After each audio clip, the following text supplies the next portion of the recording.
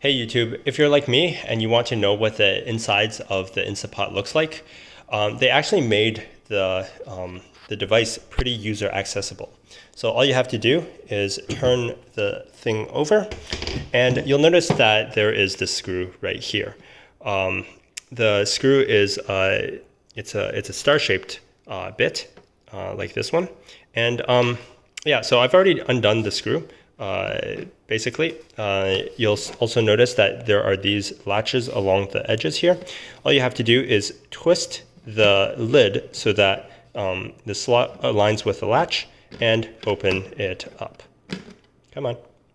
And open it up like so. Here you get to access the entire components of the Instantpot. It looks like this is the main circuit board. Here's some things, wires and stuff. Oh yeah, if you go about messing around, you will probably void your warranty. So just a heads up.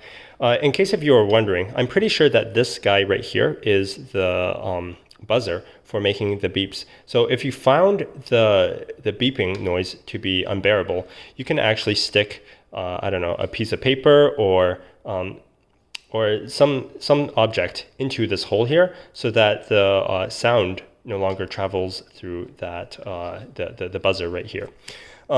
Yeah, just thought I would share what the inside of an Instantpot looks like.